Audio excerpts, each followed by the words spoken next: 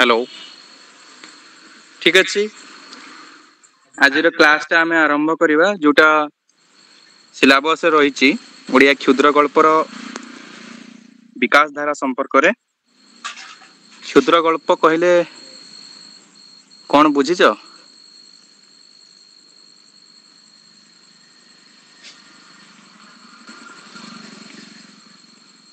क्षुद्र गल्प कहले कार किसी धारणा अच्छी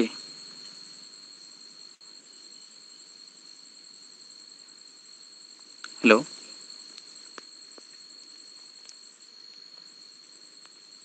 मो कथा शुभुची ना नहीं शुभुची सर क्षुद्र गल्प कहले कार किसी धारणा अच्छी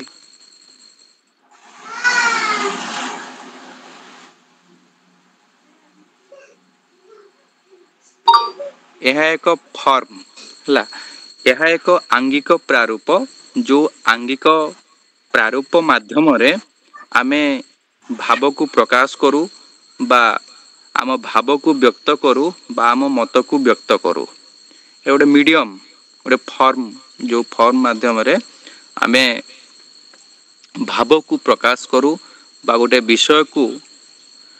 विषय रो आत्मा को ता भितरे फुटाइबा को चेष्टा करू किंतु प्रश्न उठुची जे कहानी जहा बुझू आमे प्रकृत रे गल्प ताहा बुझू नाही बा क्षुद्र गल्प कहिले जहा बुझू आमे सुनिथिबा कहानी ठू ताहा स्वतंत्र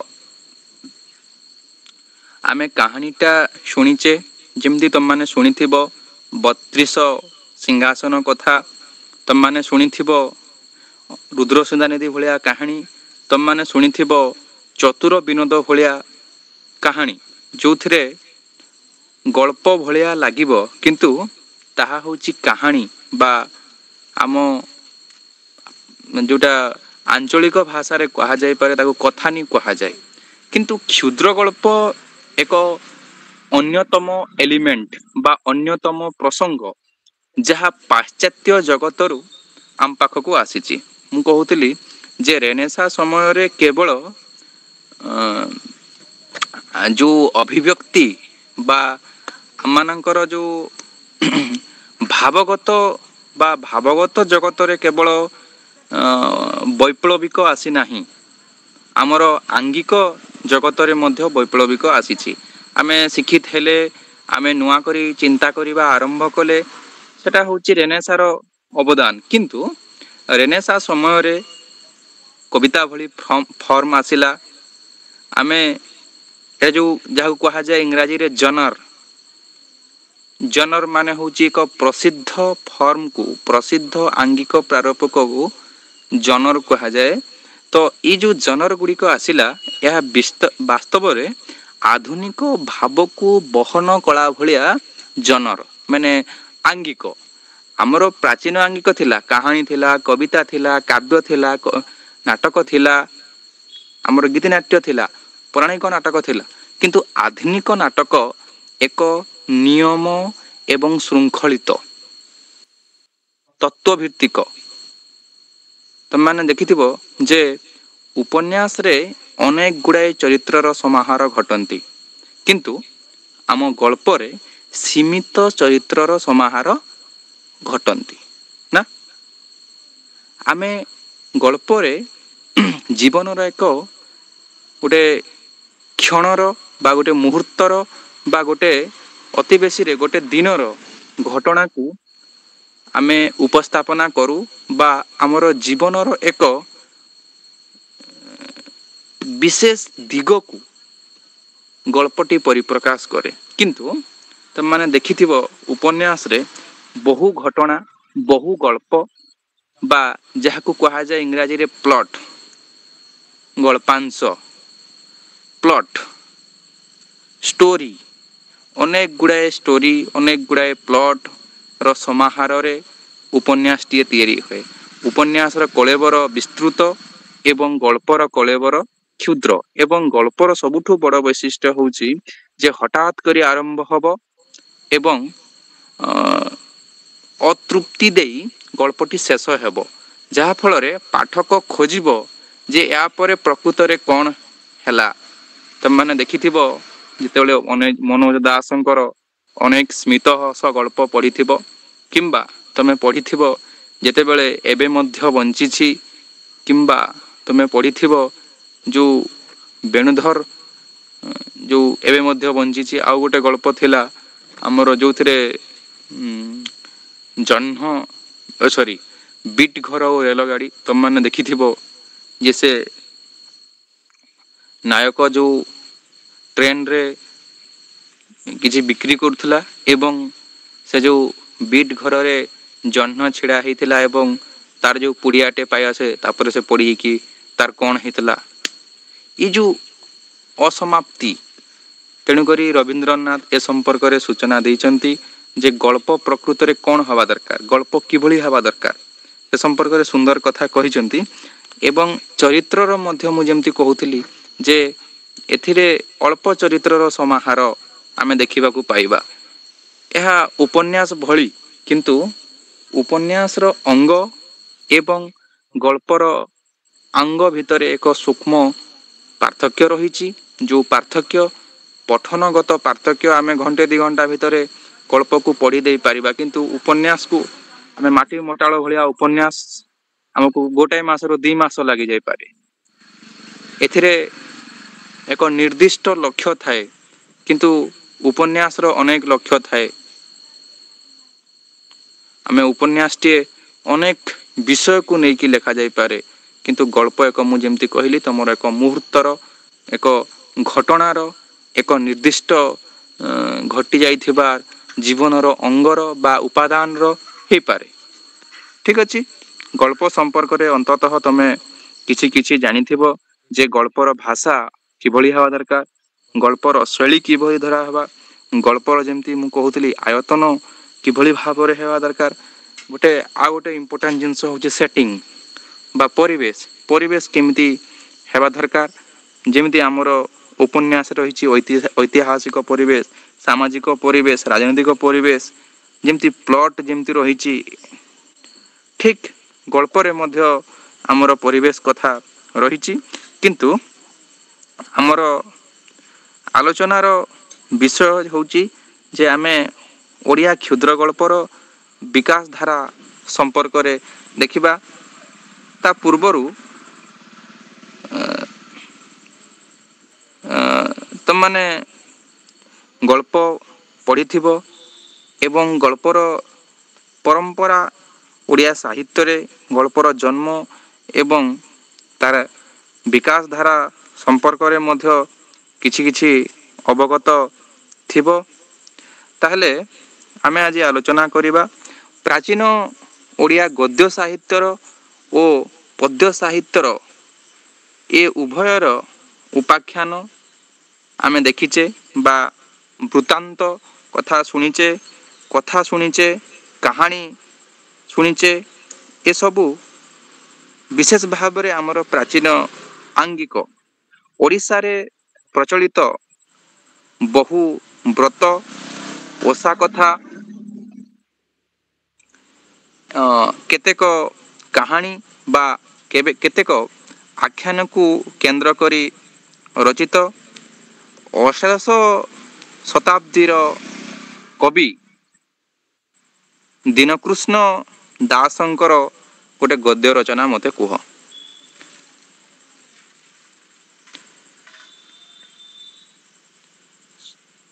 अष्टादश शताब्दी समय रे दीनकृष्ण तो तुम जानिच रसकल्लोल लिखिचंती सार आउ से केते बळे गद्य गोटे लिखिदेले लिखिचंती नहीं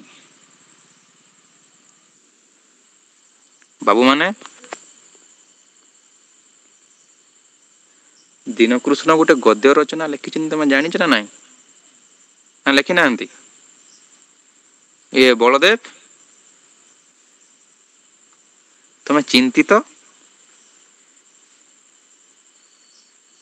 सुभाषिनी कुह ये सते लिखिचंती ना मु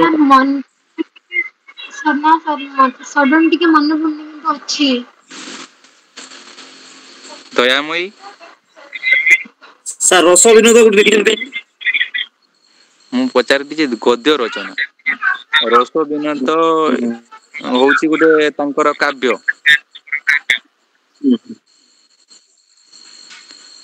ଆରେ ଲେଖ ପ୍ରସ୍ତାବ ସିନ୍ଧୁ ପ୍ରସ୍ତାବ ସିନ୍ଧୁ। ହେଲା। ଏଥିରେ କେତେକ ଆଜ୍ଞା। ନୀତି କଥା ରହିଛି ବା ଏହା ଏକ ମ୍ୟୁଟ କର ଗୋଟେ ନୀତି କଥା ସମ୍ବଳିତ ପୁସ୍ତକ ହେଲା, যেটা বিশেষ ভাବରେ ଗଦ୍ୟ ଭାବରେ ଗ୍ରହଣ କରାଯାଏ।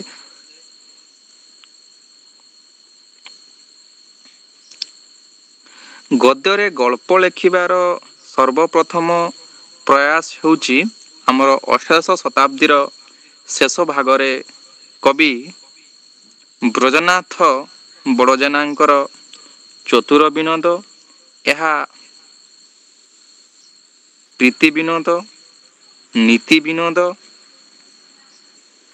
ତାପରେ ରସ ବିନୋଦ ଓ ହାସ୍ୟ ବିନୋଦ ଏଇଭଳି ଭାବରେ ଚାରି ଗୋଟି ଗଳ୍ପର ସମଷ୍ଟି। ତାପରେ କବିସୂର୍ଯ୍ୟ ବଳଦେବ ରଥଙ୍କର ହାସ୍ୟ କଲ୍ଲୋଳ ମଧ୍ୟ ଏକ ସାହିତ୍ୟିକ ଗଳ୍ପ ଗ୍ରନ୍ଥ କହିଲେ ଅତ୍ୟୁକ୍ତି ହେବ ନାହିଁ।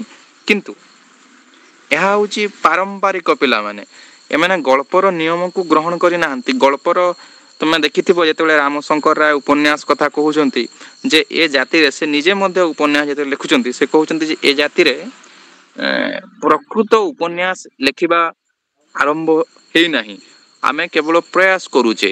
ପ୍ରକୃତ ଉପନ୍ୟାସ ରଚନା ହେଉଛି ଫକୀର ମୋହନଙ୍କ ବେଳକୁ, ବାକି ହେଉଛି ସବୁ ହିଷ୍ଟୋରିକାଲ ରୋମାନ୍ସ। ଯାହା ତୁମେ ପଦ୍ମମାଳୀ ଯାହା ଦେଖୁଛ ଏସବୁ ହେଉଛି ହିଷ୍ଟୋରିକାଲ ରୋମାନ୍ସ, ଗୋଟେ ଗୋଟେ ଐତିହାସିକ ମାନେ ରୋମାନ୍ସ ଧର୍ମୀ ଉପନ୍ୟାସ। ଏ ଯେଉଁ ଆଧୁନିକ କ୍ଷୁଦ୍ର ଗଳ୍ପ ସହିତ ଏଗୁଡ଼ିକର କୌଣସି ସମ୍ପର୍କ ନାହିଁ। ଯେଉଁଟା ମୁଁ କହୁଥିଲି ତୁମକୁ, ଯେଉଁଟା ରେନାସା ପରେ ଆମ ସାହିତ୍ୟକୁ ଆସିଛି ବା ସମଗ୍ର ବିଶ୍ୱ ସାହିତ୍ୟରେ ତାର କାୟା ବିସ୍ତାର କରିଛି। ଏ ହେଉଛି ଟ୍ରାଡିସନାଲ ଆମର, ପ୍ରକୃତରେ ଆମର ଯେଉଁ ଓଡ଼ିଆ ମାନଙ୍କର କାହାଣୀର ପରମ୍ପରାଟା କେତେ ପ୍ରାଚୀନ। ଯେମିତି ମୁଁ କହୁଥିଲି ଚତୁର ବିନୋଦ କଥା, ଦୀନକୃଷ୍ଣ ବାବୁଙ୍କର କଥା,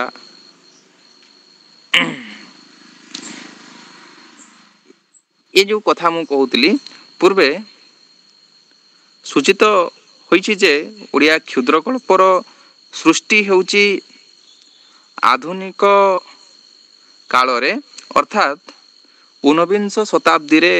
ମୁଁ କହୁଥିଲି ପ୍ରଥମେ ଓଡ଼ିଆ ଗଳ୍ପର ଜନକ କିଏ? ଫକୀର ମୋହନ, ଫକୀର ମୋହନ ସେନାପତି।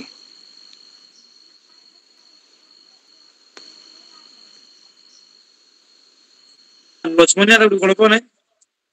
ହଁ, ଏଇ ଯେଉଁ 1868 ଖ୍ରୀଷ୍ଟାବ୍ଦରେ ସେ ବୋଧଦାୟିନୀ ପତ୍ରିକାରେ ପ୍ରକାଶିତ ତାଙ୍କର ଲକ୍ଷ୍ମଣିଆ ଗଳ୍ପକୁ ତାଙ୍କର ପ୍ରଥମ ଗଳ୍ପ ଭାବରେ ଗ୍ରହଣ କରାଯାଇଛି।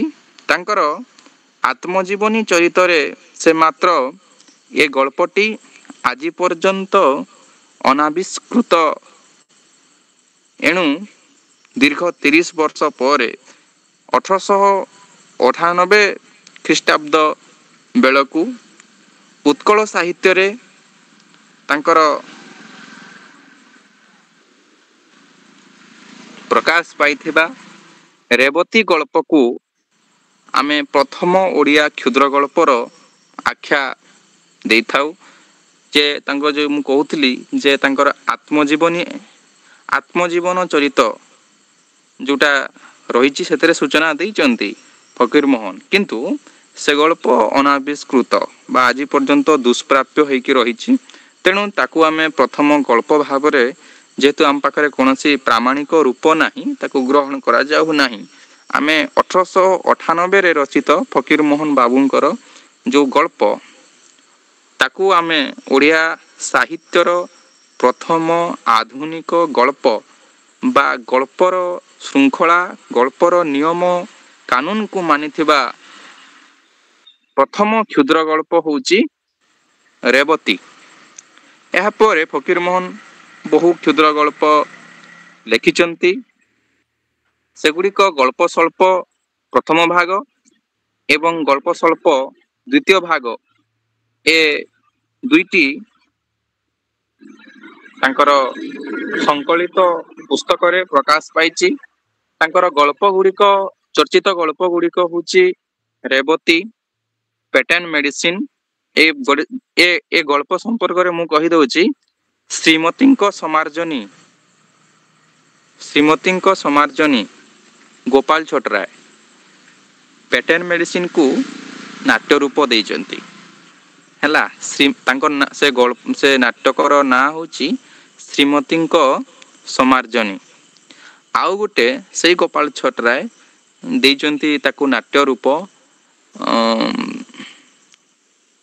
ବାବୁ ଚନ୍ଦ୍ରମଣି। ଆଉ ଗୋଟେ ତାଙ୍କର ପେଟେଣ୍ଟ ମେଡିସିନ। ତିନିଟା ମାନେ ଆମର ପେଟେଣ୍ଟ ମେଡିସିନ ଗଳ୍ପକୁ କେନ୍ଦ୍ର କରି ଗୋପାଳ ଛୋଟରାୟ ତିନୋଟି ମାନେ ଗୀତିନାଟ୍ୟ ରଚନା କରିଛନ୍ତି ବା ନାଟକର ରୂପ ଦେଇଛନ୍ତି। ବୁଝିଲ, ଏଟା ଗଥର ପଡିଥିଲା SSB ରେ।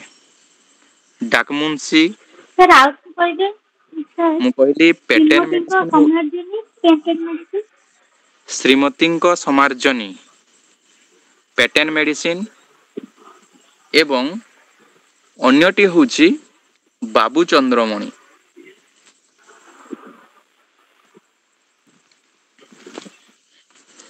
ଏ ତିନୋଟି ନାଟକ ବା ଆମେ ଯାହାକୁ କହୁଛୁ ଗୀତି ନାଟ୍ୟ ହେଲା, ତାହା ଏଇ ପେଟେଣ୍ଟ ମେଡିସିନ ଗଳ୍ପକୁ ଆଧାର କରି ରଚିତ।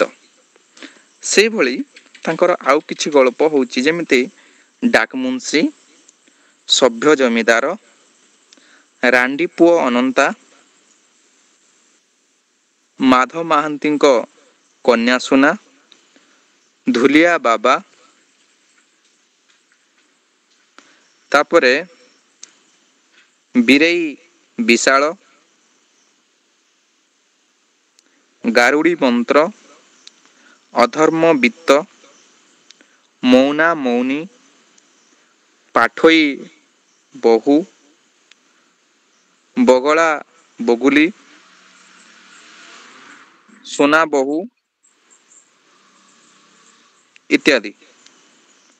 ଏ ଗଳ୍ପ ଗୁଡ଼ିକ ବିଶେଷ ଭାବରେ ଚର୍ଚ୍ଚିତ। ଏହି ଗଳ୍ପ ଗୁଡ଼ିକର ମୁଖ୍ୟ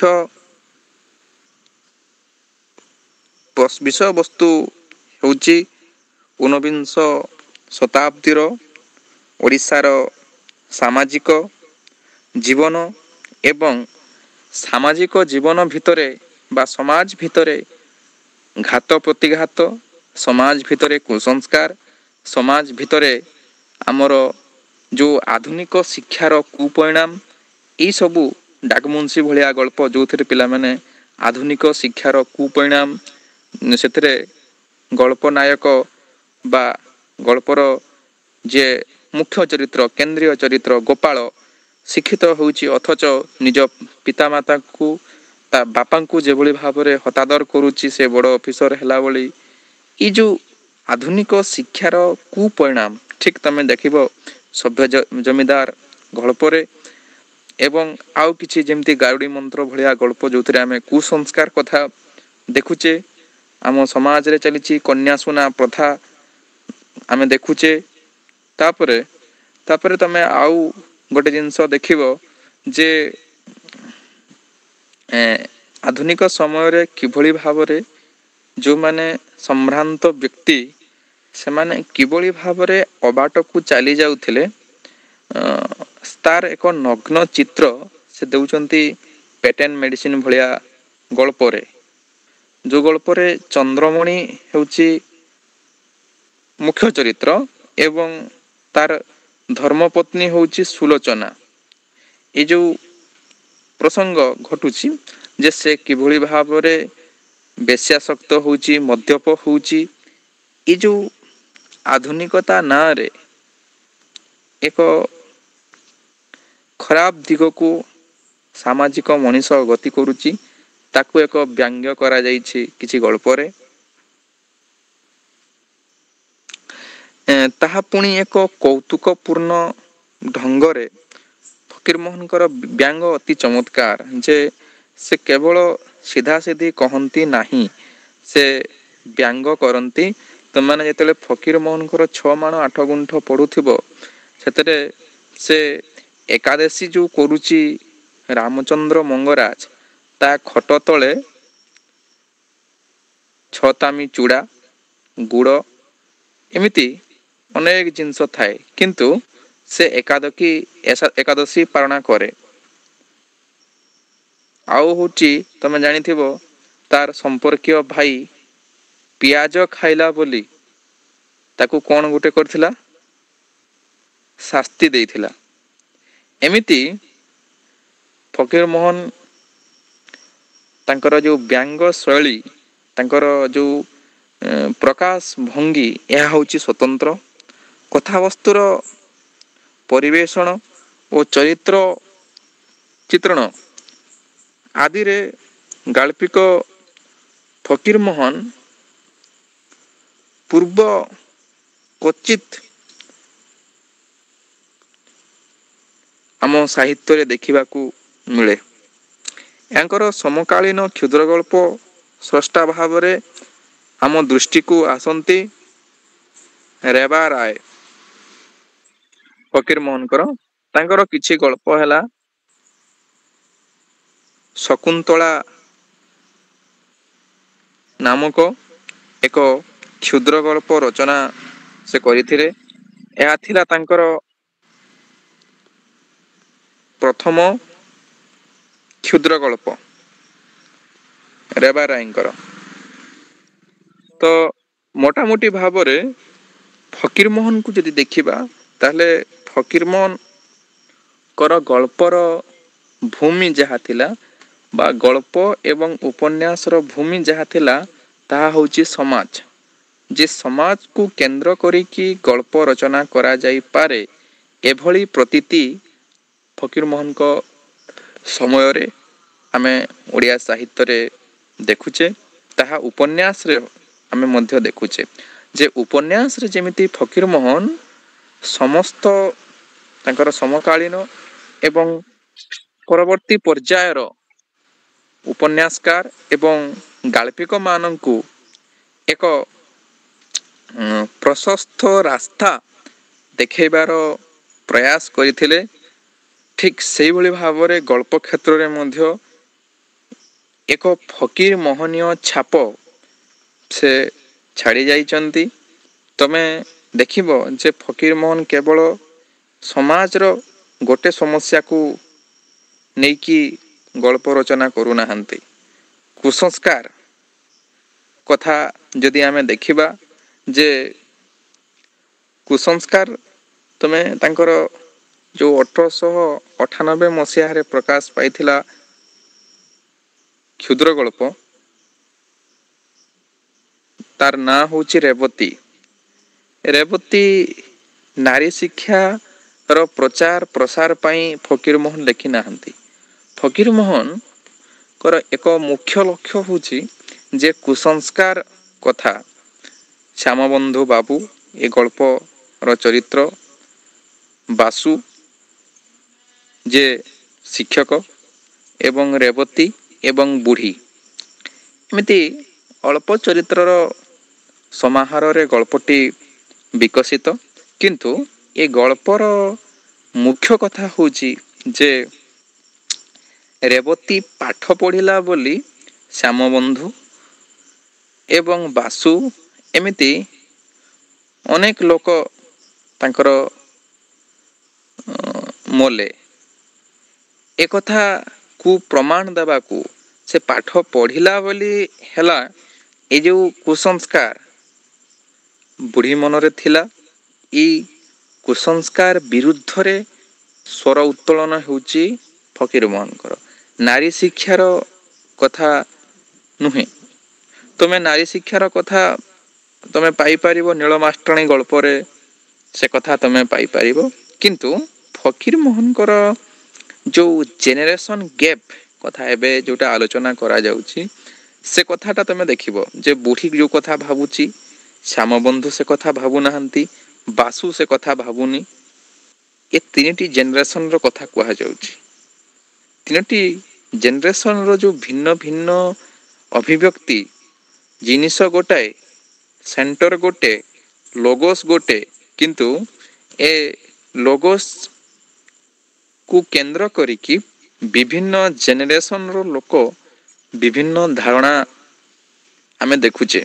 କିନ୍ତୁ ଫକୀର ମୋହନଙ୍କର ମୂଳ ଉଦ୍ଦେଶ୍ୟ ହେଉଛି ପିଲାମାନେ ଏହା କ'ଣ ନା ଏକ କୁସଂସ୍କାର ବିରୁଦ୍ଧରେ କ'ଣ ସ୍ୱର ଉତ୍ତୋଳନ, ବା ତମେ ଯେମିତି ଅନ୍ୟାନ୍ୟ ଗଳ୍ପ ରହିଛି ଫକୀର ମୋହନଙ୍କର, ଯେମିତି ତମେ ଗ୍ରହଣ କରିପାରିବ ତାଙ୍କର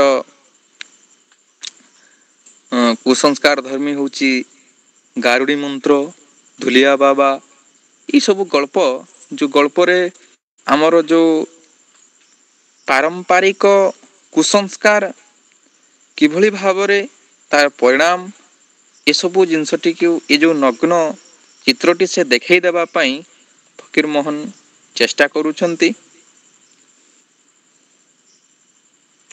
ଆଜି ଫକୀର ମୋହନଙ୍କ ପର୍ଯ୍ୟନ୍ତ ଜାଣିବା ଯେ ତମାନଙ୍କ ଭିତରେ ମୋଟାମୋଟି ଧାରଣା ହେଲା କି ନାହିଁ ଯେ ଫକୀର ମୋହନଙ୍କ ସମୟକୁ ଆମେ କେମିତି ଆସିଲେ ଗଳ୍ପର ବିକାଶ ଧାରା କ୍ରମରେ। ଯଦି କାହାର କିଛି ପ୍ରଶ୍ନ ଥାଏ ତାହେଲେ ମୋତେ ପଚାର, ମୁଁ ସେ କଥା କହିବି।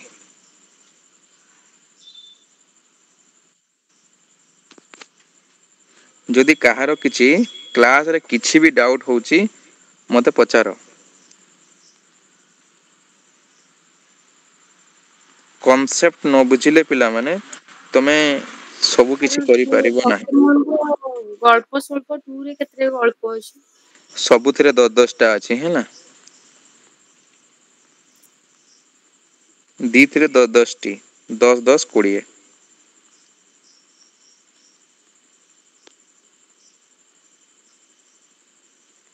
ତମେ କେବଳ ଡାଟା କଥା ମନେ ରଖ ନାହିଁ, କେତେ ଜିନିଷ କନସେପ୍ଟ ମନେ ରଖିଲେ କ'ଣ ହବ କି ତମେ ଯେତେବେଳେ ପରୀକ୍ଷା ଦେବ ତମେ ତ ସବୁ ଜିନିଷ ପଢ଼ିନଥିବ, କିଛି ଜିନିଷ ନିଜର ଯେଉଁ ନଲେଜରୁ କରିବ। କନସେପ୍ଟ ଯଦି କ୍ଲାରିଟି ଅଛି ତାହେଲେ ସେ ବିଷୟଟି କରିହେବ। ଅନେକ ଗୁଡ଼ାଏ କ୍ୱେଶ୍ଚିନ୍ ସେଇ ଧରଣର ଆମେ କରିପାରିବା।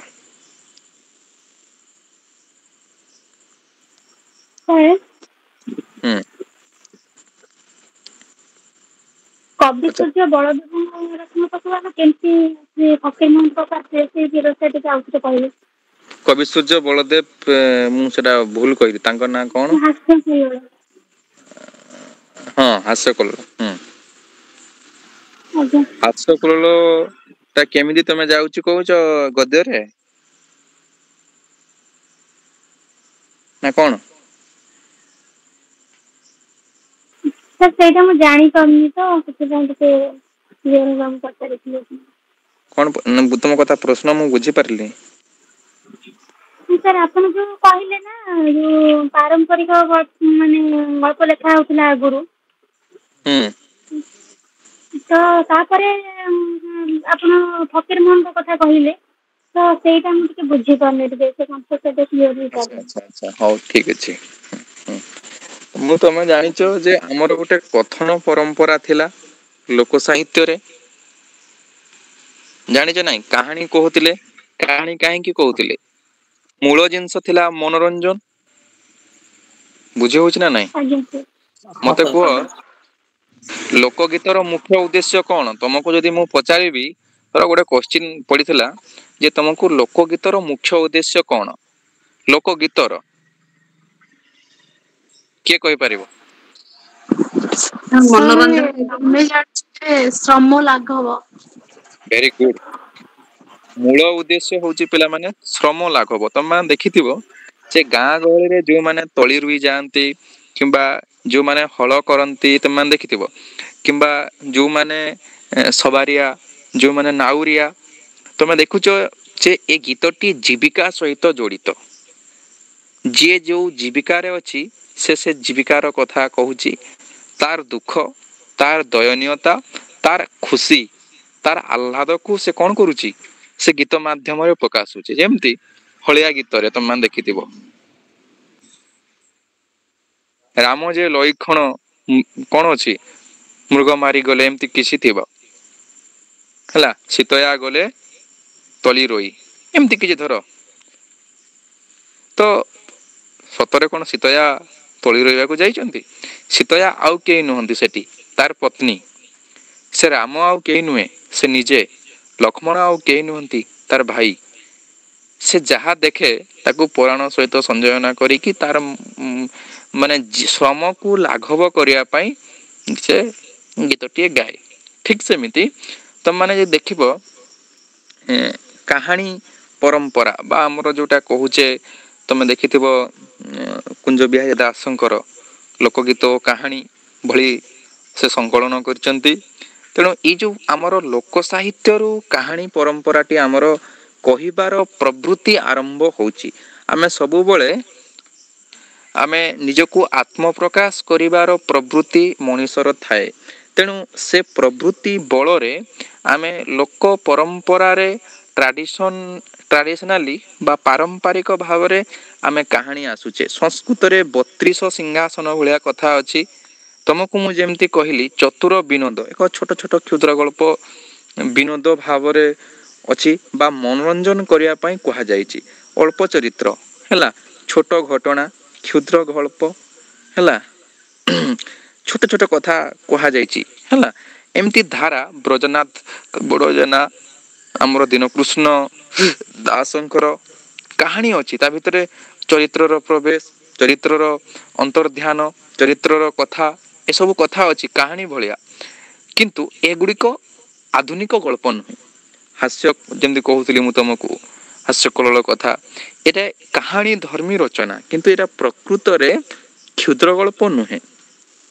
ଏଟା ଆମର ଯୋଉ ଶୋକ ଗୀତିକା ତମାନେ ଶୁଣିଛ, ମାନେ ଶୁଣିଛ ନା? ତମର ପିଜିଟିରେ ଅଛି ପ୍ରାଚୀନ ଗଦ୍ୟ ଏଇ କବିତାର ସ୍ୱରୂପ। ଶୋକ ଗୀତିକା ଶୁଣିଛ ତ? ଶୋକ ଗୀତିକା ଆଜ୍ଞା ସାର୍।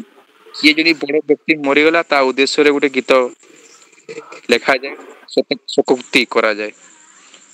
କିନ୍ତୁ ଆମର କଣ ଶୋକ ଗୀତିକା ନଥିଲା କି ପୂର୍ବରୁ? ଲୋକ ଆମର ପୂର୍ବରୁ ଥିଲା, କିନ୍ତୁ ଆଧୁନିକ ତାକୁ ଶୋକ ଗୀତିକାର ନାଁ ଦିଆଯାଉଛି। ଏକ ପରିବର୍ତ୍ତିତ ହଉଛି। ଯେମିତି ମୁଁ କହିଲି ଯେ ଆମର କାହାଣୀ କହିବାର ପରମ୍ପରାଟିଏ ଥିଲା, ଲୋକ ସାହିତ୍ୟରେ ଥିଲା। ତା ପରବର୍ତ୍ତୀ ପର୍ଯ୍ୟାୟରେ ବ୍ରଜନାଥ ବଡ଼ଜେନାଙ୍କର, ଦୀନକୃଷ୍ଣ ଦାସଙ୍କର, ସୂର୍ଯ୍ୟ ବଳଦେବ ରଥଙ୍କ ପର୍ଯ୍ୟନ୍ତ ଏ କାହାଣୀ ପରମ୍ପରା ଥିଲା। କିନ୍ତୁ ଏହା ପ୍ରକୃତରେ ଆଧୁନିକ କାହାଣୀ ନୁହେଁ।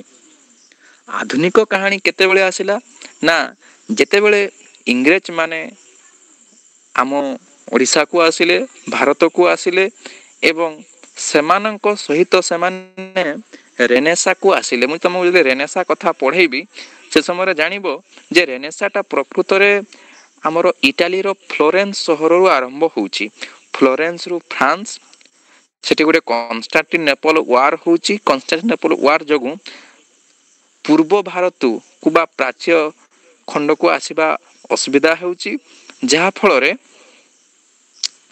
କଣ ହେଉଛି ନା, ଯୋଉ ପାଶ୍ଚାତ୍ୟ ଦେଶ ଥିଲେ, ୟୁରୋପୀୟ କଣ୍ଟ୍ରି ଗୁଡ଼ାକ ଆମ ବାଣିଜ୍ୟ କରିବା ପାଇଁ ଅସୁବିଧା ହେଲା। ତାପରେ ସେଠି ଝଗଡ଼ା ହେଲା ତୁର୍କୀରେ। ତ ସେମାନେ କଣ କଲେ ନା, ଫ୍ରାନ୍ସକୁ, ତାପରେ ରେନେସା ପଳେଇଲା, ଫ୍ରାନ୍ସରୁ ଇଂଲଣ୍ଡକୁ ପଳେଇଲା। ଏମାନେ ଯୋଉ ଇଟାଲୀର କିଛି ଯୋଉ ପ୍ରସିଦ୍ଧ ରିସର୍ଚ୍ଚ ସ୍କଲାର ବା ଯାହାକୁ କହୁଛୁ ପଣ୍ଡିତ, ଗବେଷକ, ମାନେ ଯୋଉମାନେ ପାଠଶାଠ ପଢିଥିଲେ, ସେମାନେ ଫ୍ରାନ୍ସ ପଳେଇଲେ, ଫ୍ରାନ୍ସରୁ ଇଂଲଣ୍ଡ ପଳେଇଲେ, ଇଂଲଣ୍ଡରୁ ଓଡ଼ିଶାକୁ ଆସିଲେ ଇଂରେଜ ମାନେ, ଇଣ୍ଡିଆକୁ ଆସିଲେ। ତ ସେମାନେ ଯୋଉ ଚିନ୍ତା ଚେତନା ନେଇକି ଆସିଲେ, ସେ ଚିନ୍ତା ଚେତନାକୁ ଧରି ରଖିବା ପାଇଁ ଆମକୁ ତ ଗୋଟେ ଫର୍ମ ଦରକାର, ଗୋଟେ ଆଙ୍ଗିକ ପ୍ରାରୂପ ଦରକାର, ଗୋଟେ ଶୈଳୀ ଦରକାର। ସେ ଶୈଳୀର ରୂପ ହେଲା କ୍ଷୁଦ୍ର ଗଳ୍ପ। ଆମର କାହାଣୀ ଥିଲା, ଆମ ପାଖରେ କ୍ଷୁଦ୍ର ଗଳ୍ପ ଆସିଲା। କ୍ଷୁଦ୍ର ଗଳ୍ପର ଗୋଟେ ନିୟମ ହବ। କଣ ନିୟମ ହବ ନା, ହଠାତ୍ କରି ଆରମ୍ଭ ହେବ, ଅତୃପ୍ତିରେ ସମାପ୍ତି ହବ। ମାନେ ଏକ କ୍ଷୁଦ୍ର କଥା କୁହାଯିବ, ଖୁବ ଗୋଟେ ବଡ଼ ବିଷୟକୁ କୁହାଯିବ ନାହିଁ। ଗୋଟେ ସଂକ୍ଷିପ୍ତ ମୁହୂର୍ତ୍ତର, ସଂକ୍ଷିପ୍ତ କଳେବରର କଥା କୁହାଯାଉ, ଯେମିତି 15-20 ମିନିଟ୍ ଭିତରେ ଗୋଟେ ଗଳ୍ପଟେ ପଢ଼ି ଦେଇ ହେଉଥିବ। ଏବଂ ଯେଉଁ ବିନ୍ଦୁ ଭିତରେ ସିନ୍ଧୁର ଯେଉଁ ଆସ୍ୱାଦ ବା ଯେଉଁ ସ୍ୱାଦଟା ପାଇବା ହେଉଛି କ୍ଷୁଦ୍ର ଗଳ୍ପ। ତମେ ସମୁଦାୟ ଉପନ୍ୟାସ ସାଗରଟା ପଢ଼, କିନ୍ତୁ ତମେ କ୍ଷୁଦ୍ର ଗଳ୍ପଟିଏ ପଢ଼ିଦେଲେ ସେ ଆନନ୍ଦ ପାଇପାରିବ। ଏଇ ଯେଉଁ ଆନନ୍ଦ ପ୍ରାପ୍ତିର, ଏଇ ଯେଉଁ ମନୋରଞ୍ଜନର ମାଧ୍ୟମ କ୍ଷୁଦ୍ର ଗଳ୍ପରେ ସେମାନେ ଟେକିଦେଲେ ଏବଂ ଏକ କ୍ଷୁଦ୍ର ଘଟଣା ବା ଏକ ମଣିଷର କ୍ଷଣିକର କଥାକୁ କ୍ଷୁଦ୍ର ଗଳ୍ପରେ ସ୍ଥାନ ଦିଆଯାଇପାରେ। ଅଳ୍ପ ଚରିତ୍ର, ସ୍ୱଳ୍ପ ଚରିତ୍ର, ସ୍ୱଳ୍ପ କଥା ତିର୍ଯ୍ୟକ୍ ରୀତିରେ ଲମ୍ବେଇକି କହିବା ଦରକାର ନାହିଁ, ତିର୍ଯ୍ୟକ୍ ରୀତିରେ କହିବାର ଆବଶ୍ୟକତା ଅଛି। ଏଇ ଯୋଉ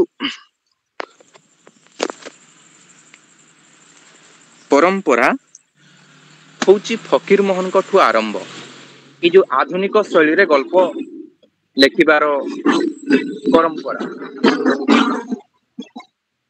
ବୁଝି ହଉଛି। ହ୍ୟାଲୋ।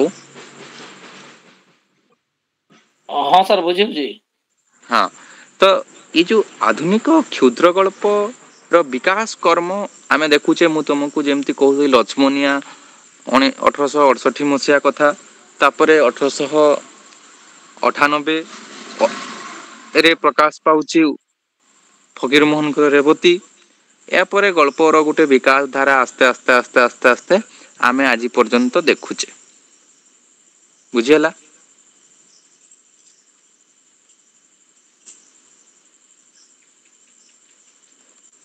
ବୁଝିହେଲା କି ନାଇଁ? ଆଜ୍ଞା ହେଲା, ସାର୍। ଆମର ଯୋଉ ଆଜ୍ଞା ଆଧୁନିକ, ହଁ, ଆମର ଯୋଉ ପ୍ରାଚୀନ ସାହିତ୍ୟରେ ତମେ ରେନେସାଟା କଣ ବୁଝ? ଯେ ରେନେସାଟା ହଉଛି ଆମର ଯୋଉ ପ୍ରାଚୀନ ସାହିତ୍ୟରେ କଣ ଥିଲେ ନା ଚରିତ୍ର ଗୁଡାକ ଆମର ସାଧାରଣ ମଣିଷ ନଥିଲେ। ତମେ ଦେଖିଥିବ ପ୍ରାଚୀନ କାବ୍ୟ କବିତା ଗୁଡ଼ିକରେ ଯୋଉଥିରେ ରାମ, ସୀତା, କୃଷ୍ଣ ଏମାନେ ହିରୋ ହିରୋଇନ୍ ଥିବେ। କିନ୍ତୁ ଆମର ଯୋଉ ଗଳ୍ପରେ ବି ଦେଖିବ ଯେ ଯୋଉଟା ଆମର ଲୋକ କାହାଣୀ, ଧର ଯୋଉ ରାଜକୁମାର କଥା, ଭୁତୁଣୀ ଥିବ, ମହାରାଜା ଥିବେ, ମହାରାଣୀ ଥିବେ, କିନ୍ତୁ ସାଧାରଣ ଚରିତ୍ର ନାହିଁ। କିନ୍ତୁ ଫକୀର ମୋହନଙ୍କ ଗଳ୍ପରେ ସମାଜ ଚିତ୍ର ଅଛି ଏବଂ ସାଧାରଣ ମଣିଷ, ଯୋଉଥିରେ ଗୋପାଳ ଭଳିଆ ଚରିତ୍ର ଅଛନ୍ତି, ଯୋଉଥିରେ ଆମର ସଭ୍ୟ ଜମିଦାରର କିଏ ଚନ୍ଦ୍ରମଣି ଭଳିଆ ଅଛନ୍ତି ଚରିତ୍ର, ଯୋଉଥିରେ ରେବତୀ ଭଳିଆ ଚରିତ୍ର ଅଛି, ଶ୍ୟାମବନ୍ଧୁ ମହାନ୍ତିଙ୍କ ଭଳିଆ ଚରିତ୍ର ଅଛନ୍ତି, ବାସୁ ଭଳିଆ ଚରିତ୍ର ପ୍ରକାଶ ପାଇଲେ। ଅର୍ଥାତ୍ ସମାଜରେ ଯାହା ଘଟୁଛି ବା ସମାଜ ଜୀବନକୁ କେନ୍ଦ୍ର କରିକି ଫକୀର ମୋହନ ପ୍ରଥମେ ଗଳ୍ପ ଲେଖିବା ଆରମ୍ଭ କଲେ। ଇଏ ହଉଛି ରେନେସାର ମଧ୍ୟ ଧର୍ମ, ଯେ ସମାଜ ହଉଛି ମୂଳ, ବ୍ୟକ୍ତି ହଉଛି ମୂଳ ବା ବ୍ୟକ୍ତି ହଉଛି କେନ୍ଦ୍ର, ଅନ୍ୟମାନେ କେନ୍ଦ୍ର ନୁହେଁ। ଆଗରୁ କେନ୍ଦ୍ର ଥିଲେ ଭଗବାନ, ଭଗବାନଙ୍କୁ ନେଇକି ସବୁ ଗଳ୍ପ କବିତା ଆମର ଯେତିକି ଯାହା ଥିଲା କାହାଣୀ କାବ୍ୟ ମହାକାବ୍ୟ ସବୁ ରଚନା କରାଯାଉଥିଲା। ସେଥିପାଇଁ ତ ମହାକାବ୍ୟର ଯେତେବେଳେ ସଂଜ୍ଞା ନିରୂପଣ କରାଯାଏ, ଉଚ୍ଚ କୂଳ ସମ୍ଭୂତ ହେଇଥିବା ଦରକାର, ମାନେ ଉଚ୍ଚ ବଂଶୀୟ ରାଜା କିମ୍ବା ରାଜକୁମାରୀ ନାୟକ ନାୟିକା ହେଇଥିବ, ସାଧାରଣ ଲୋକ ନାୟକ ନାୟିକା ହେଇପାରିବେ ନାହିଁ। କିନ୍ତୁ କ୍ଷୁଦ୍ର ଗଳ୍ପରେ ବା ଆମର ଆଧୁନିକ କବିତାରେ ସାଧାରଣ ଲୋକ ନାୟକ ହଉଛି, ସାଧାରଣ ଲୋକ ନାୟିକା ହଉଛି। ତମେ ଦେଖିଥିବ ସଜୟ ରାଉତ ରାୟଙ୍କର କବିତା, ଅନ୍ୟମାନଙ୍କର କବିତା, ଅନନ୍ତ ପଟ୍ଟନାୟକଙ୍କର କବିତା, ଯୋଉଟା ସାଧାରଣ ବ୍ୟକ୍ତିତ୍ୱର କଥା କୁହାଯାଉଛି, ସାଧାରଣ ମଣିଷର କଥା କୁହାଯାଉଛି, ତଳ ଶ୍ରେଣୀର ମଣିଷର କଥା କୁହାଯାଉଛି, ଯୋଉ ଶ୍ରେଣୀର କଥା ସାହିତ୍ୟ କହୁନଥିଲା ସେଇ ଶ୍ରେଣୀର କଥା କହୁଛି। ଠିକ୍ ଅନୁରୂପ ଭାବରେ କ୍ଷୁଦ୍ର ଗଳ୍ପରେ ମଧ୍ୟ ଆମେ ଦେଖୁଛେ ଯେ ଆମର ଯୋଉ ପ୍ରାଚୀନ କଥନ ପରମ୍ପରା ଥିଲା, ସେ କଥନ ପରମ୍ପରାକୁ ପରିହାର କରି ଫକୀର ମୋହନ 1898 ମସିହା ବେଳକୁ ପ୍ରଥମ ଥର ପାଇଁ ଏକ ଆଧୁନିକ ଶୈଳୀର କ୍ଷୁଦ୍ର ଗଳ୍ପ ରଚନା କରିବାର ପ୍ରୟାସ କଲେ। ଆସନ୍ତା କ୍ଲାସରେ ମୁଁ ରେବା ରାୟଙ୍କଠୁ ତୁମକୁ ଆରମ୍ଭ କରାଇବି ଏବଂ ଆଜି ପର୍ଯ୍ୟନ୍ତ କ'ଣ କ'ଣ ସବୁ କ୍ଷୁଦ୍ର ଗଳ୍ପର ବିକାଶ ହେଇଛି ଏବଂ ସେ ସମୟ ଭିତରେ କ'ଣ ପରିବର୍ତ୍ତନ ଆସିଛି ସମାଜରେ ଏବଂ ତାର ପ୍ରଭାବ କ୍ଷୁଦ୍ର ଗଳ୍ପରେ କିଭଳି ଭାବରେ ପଡ଼ିଛି ଏବଂ କ'ଣ କ'ଣ କ୍ଷୁଦ୍ର ଗଳ୍ପ ରଚନା ହେଇଛି ସେ ବିଷୟରେ ମୁଁ ଆଲୋଚନା କରିବି। ମୁଁ ବର୍ତ୍ତମାନ ତୁମକୁ ଆଲୋଚନା କରୁଛି ଯେ ଓଡ଼ିଆ କ୍ଷୁଦ୍ର ଗଳ୍ପର ବିକାଶ ଧାରା। ତୁମର ଯୋଉଟା ପିଜିଟିରେ ବି ଅଛି, ନେଟ୍ରେ ବି ଅଛି, କିଛି ଅସୁବିଧା ନାହିଁ। ହେଲା।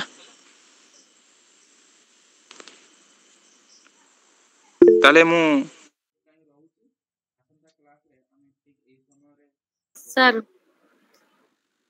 सर गोटे क्वेश्चन थिला हाँ पचार सर हम पीजीटी रे जेमती लास्ट यूनिट रे जो पेपर 1 देजी लास्ट यूनिट रे जेम देजी ओडिया साहित्य रो इतिहास आधुनिक पर्याय सेतरे जो खाइजी ओडिया साहित्य रो नवजागरण पत्र पत्रिका प्रबंध गल्प उपन्यास कविता नाटक रो क्रम विकास सर एटा जो पढेले सेई यूनिट रे ही जीवन अरे मुटा गल्पर क्रम विकासटा पढ़ौछि आज्ञा सर तापर जो देजी हमर पेपर 2 रे जो रहउछि सब ना वाइज दे दे समस्त जेमती गोपीनाथ महांती सुरेंद्र महांती विशेष अनुशीलनी जो देछि सर तांकर हमें जेमती गल्प हो उपन्यास हो दीटा जाक सब पढिया पे पडियो देखो फकीर मोहन कर आमे गल्प उपन्यास दीटा पढ़िबा सुरेंद्र महांतींकर गल्प उपन्यास दीटा पढ़िबा गोपीनाथ महांतींकर केवल उपन्यास पढ़िबा गुरुप्रसाद महांतींकर केवल कविता पढ़िबा राधानाथ रायंकर केवल कविता पढ़िबा विश्वनाथ करं को आमे प्रबंध भाव रे पढ़िबा कालिंदी चरण पाणिग्राही को आमे उपन्यास भाव रे पढ़िबा कालीचरण पट्टनायक को आमे नाट्यकार बुझिल रामशंकर राय जदि अछंती किंबा जगनमोहन लाला जदि अछन ताको आमे नाटक हिसाब रे पढ़िबा एमिति जो माने जो क्षेत्र रे प्रसिद्धि अर्जन करिसंती सेई मानन को आमे सेई दृष्टि रु पढ़िबा ओके आज्ञा सेई पचार सर जेमती हमर लेक्चर एग्जाम रे देछि सर खाली नाट्य साहित्य जहार देछि केवल तांकर सेई ऊपर ही क्वेश्चन आछि ये सिलेबस डिजाइन अलगा हिसाब रे करि जे फ्लैट कर देछि किछि असुविधा नै है ना आमे स्टडी करिकि आमे क्लास करिबा जो जिंस अनावश्यक जिंस आलोचना करिबा मैं भाबुची ठीक नुहे जोटा जो हिसाब रे प्रश्न तुम मानकर आसुची जोटा तुम मान को हेल्पफुल हे परिबा मु पढेले तुम मान किछि लाभ पाई परिबो से जिंसटा मु आलोचना परिसर को आणुची एवं मु माने अपेक्षाकृत तुम मानकठु बेसी सचेतन जेहेतु मु पढौची मु ए दिगरे खूब सचेतन माने कोउटा आमे आलोचना करिबा कथा कोउटा करिबा कथा नुहे जोटा तुम मानकर किछि लाभ रे न आसीबो से विषय कहि कि किछि लाभ नाही मु कांसेप्ट कथा भी कहि दउ जोटा बेले बेले तुमको सहाय्य होबो तुम परीक्षा हॉल रे बसिरे